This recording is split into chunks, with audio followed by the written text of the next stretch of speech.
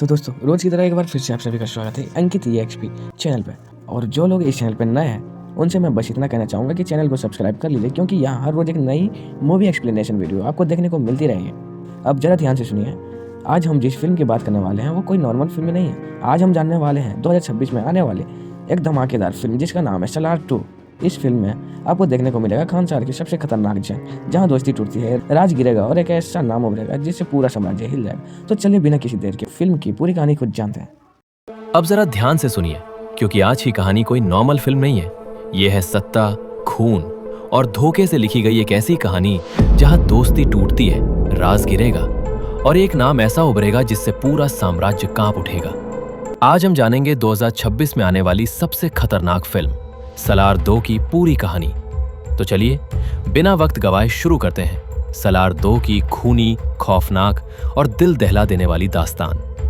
Film की शुरुआत होती है खानसार के दरबार से, जहां वर्धा राजा मन्नार अब खुद को इस पूरे साम्राज्य का राजा मान चुका है। लेकिन असली दिक्कत यह है कि खानसार में राजा बनना आसान है, पर राज करना बहुत मुश्किल, क्योंकि हर किसी के दिमाग में सिर्फ एक ही नाम घूम रहा है, देवा।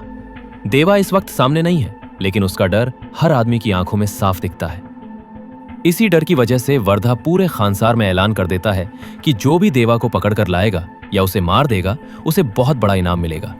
अब इसी ऐलान के बाद खानसार में अफरा तफरी मच जाती है। यही एंट्री होती है रुद्र मन्नार की, जो वर्धा का ही रिश्तेदार है, लेकिन अंदर से वो भी राजा बनना चाहता है। रुद्र सोचता है कि अगर देवा रास्ते से हट गया तो वर्धा अपने आप कमजोर पड़ जाएगा और फिर सत्ता उसके हाथ में आ सकती है। दूसरी तरफ अधिरा, जो पहले भी देवा का सबसे बड़ा दुश्मन रहा है, एक बार फिर वापस लौट आता है, सिर्फ बदला लेने के लिए। फिल्म का पहला बड़ा एक्शन सीन तब आता है जब एक पूरा इलाका सिर्फ इस शक में जला दिया जाता है कि देवा वहां छिपा हो सकता है, और तभी अंधेरे से देवा बाहर आता है। कोई डायलॉग नहीं, कोई गुस्सा नहीं, बस सीधा एक्शन। देवा अकेला दर्जनों लोगों को खत्म कर देता है, और तभी सबको समझ आ जाता है कि ये लड़ाई आसान नहीं होने वाली। इसके बाद फिल्म फ्लैशबैक में जाती है, जहां हमें देवा के पिता की कहानी दिखाई जाती है। देवा के पिता खानसार के असली रखवाले थे। उनका मानना था कि राजा वही होना चाहिए जो सबसे पहले कुर्बानी देने को तैयार हो, लेकिन मन्नार परिवार को यह बात मंजूर नहीं थी। उन्होंने चाल चली, धोखा दिया और देवा के पिता को मार दिया। उसी दिन देवा ने फैसला कर लिया था कि वो कभी राजा नहीं बनेगा, लेकिन गलत राजा को जिंदा भी नहीं छोड़ेगा। वापस प्रेजेंट में आते हैं। देवा और वर्धा आमने सामने बैठते हैं।